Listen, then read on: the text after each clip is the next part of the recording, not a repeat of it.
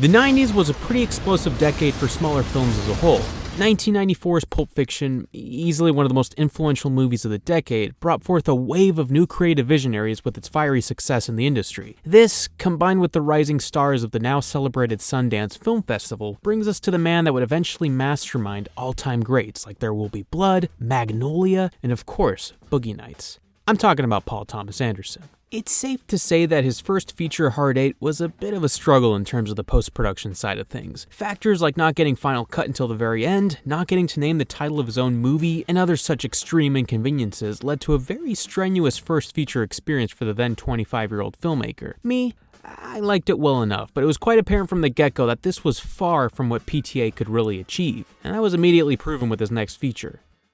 Boogie Nights is, in my opinion, the real first movie to carve out PTA's iconic early career style. Again, no disrespect to Hard Eight, but that right there didn't feel like the gigantic, extravagant, eye-grabbing statement that we all knew he had the potential to do. If Hard Eight was the question, Boogie Nights was the answer. Now, if you haven't figured it out already, Boogie Nights is about,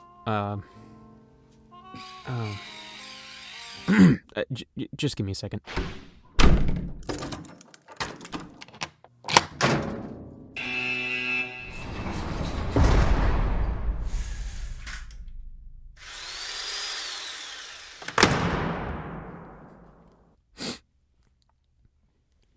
Porn. Well, that's a bit of an oversimplification, because in truth, Boogie Nights is much more than just that. From an outsider's view, this genuinely feels like it's coming from a real personal place in PTA. And I mean, I'm sure every film he's made is coming from a personal place in some form or another, but I guess for this one it's a bit more directly connected. See, Paul Thomas Anderson grew up in the San Fernando Valley, the setting of Boogie Nights, where he was frequently exposed to the booming culture of the adult industry at the time.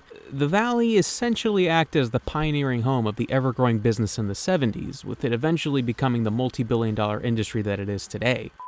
Try saying that historical fact at the Thanksgiving table. Growing up in that cultural environment no doubt led to his first feature in 1988, The Dirk Diggler Story, which primarily acted as the blueprint for Boogie Nights. Being that he made this when he was 17, there are very obviously going to be some flaws here, but I think all in all, this was pretty solid for a man of his age. Right off the bat, this was very influenced by Rob Reiner's Spinal Tap, which, hey, good taste, but makes the experience as a whole feel a bit derivative. Key scenes would return here, bigger and better than they originally were, and I think the foundation for Dirk Diggler's character was crucial in PTA's creative process, but all in all, the short just kind of exists. The real value of this thing comes from the fact that it planted the ideas for the bigger picture in PTA's brain, a thought that would come back almost a decade later as Boogie Nights. This was my personal first experience with a PTA film. The idea of an artistic movie about an adult star starring Marky Mark immediately intrigued me to check it out. And,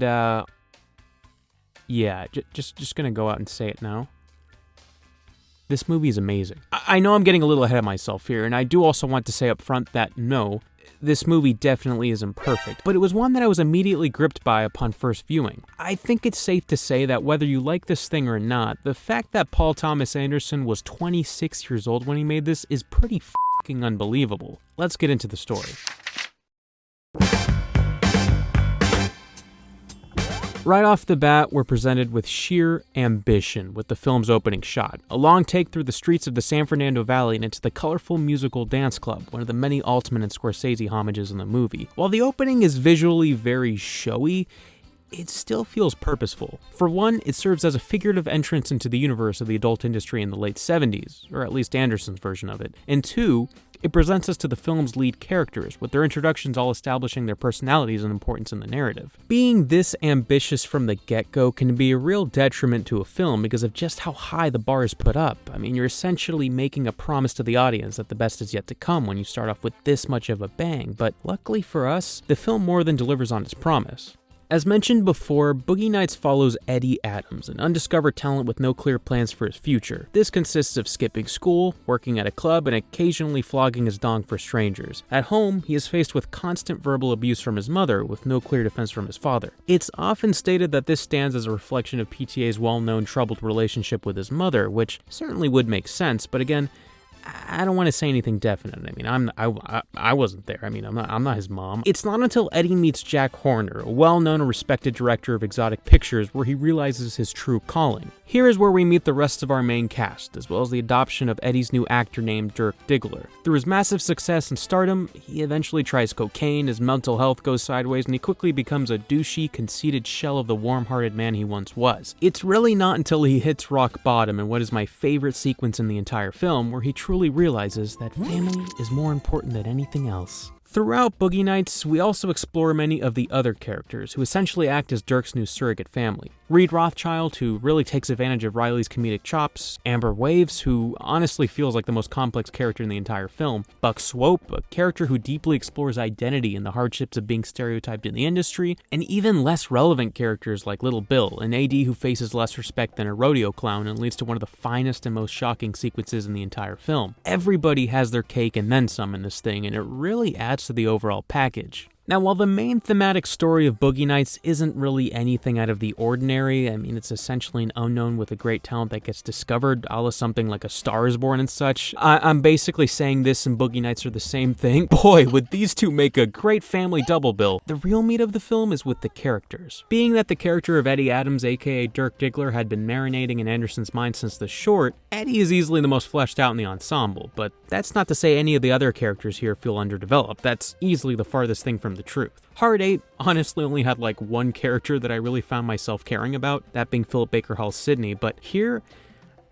I mean, this is a massive improvement on every level. Everyone here feels well written and developed. I mean, you got Burt Reynolds as Jack Horner, the director who brings Eddie in and struggles to adapt to the rising demand for digital media. Julianne Moore's Amber Waves, a desperate mother figure with a deep-rooted depression and longing to reconnect with her son. And Philip Seymour Hoffman as Scotty, a tragic character with an insecure, complex affection for Dirk, among many others. This is PTA at his best, when he writes characters who don't just stand there to serve one sole purpose in the story, but rather feel like they could have movies of their own with how rich in depth they are. And of course, I have to go over Eddie Adams, played in his breakthrough performance by Mark Wahlberg, who at this point was only really known for his music persona Marky Mark, and still not known for his masterful performance in The Happening. What? No. No, in all seriousness, I believe Mark Wahlberg can be great if he's cast in the right role, and I think it's pretty uncontroversial to say that this was his best one to date. In fact, the same could be said for a lot of the cast here. Being that Boogie Nights was PTA's first movie with a large character ensemble, this was where we really got to see the consistent repertoire of actors that PTA would come back to consistently throughout his career. We were already introduced to actors like Philip Baker Hall, John C. Reilly, and Philip Seymour Hoffman in Hard 8, but newcomers like Julianne Moore, William H. Macy, Melora Walters, and Louise Guzman were all people we familiarize ourselves with for the future. But of course, talking actors and their relationships with PTA cannot be discussed without the mention of Burt Reynolds, who quite literally hates this movie. It's fairly well known that Anderson was quite the cocky cock in his early career, which no doubt led to many upon many conflicts with Reynolds on set, reportedly even leading to a close encounter between Reynolds' fist and Anderson's face. The experience was so bad that when PTA offered him a role in his next film Magnolia, he immediately turned him down without question. But hey, at least he got that Oscar nom, right? Right, guys? Anybody? The soundtrack, composed by returning collaborator Michael Penn, is pretty great, even if it's just like one song. The film opens with a sad, melancholy composition that plays like a soundtrack to the life of a failed clown, which, thinking about it now, is kinda genius, judging from the covered similarities between that and the adult industry.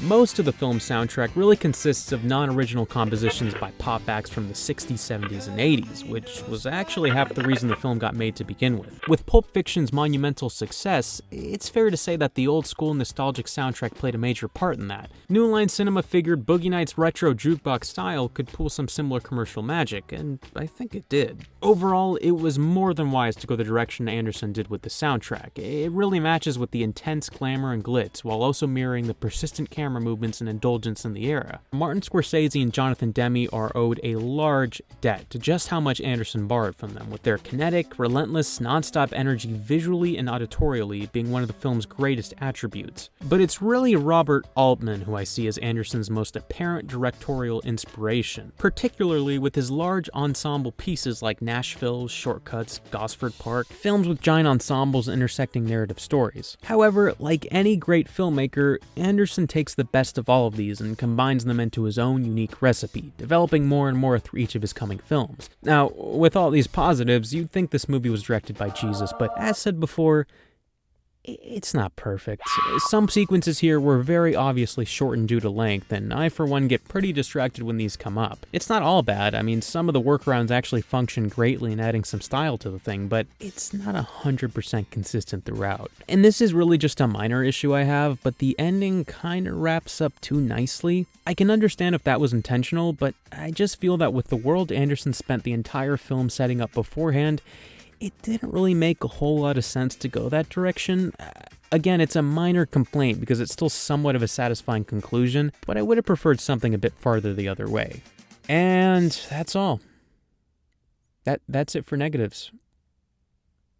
I told you this film was good. Boogie Nights is a film that any director would kill to have in their resume. It honestly feels like something an aged director who's been in the business for a while would do, but this just goes to show how ridiculously confident and motivated PTA was, especially coming out of his bad experience with Hard 8. Like Eddie Adams, he was determined to prove all the naysayers wrong, and it seemed that these built-up emotions, plus the talent of course, moved him to create the non-porno porno film that we all love and cherish to this day.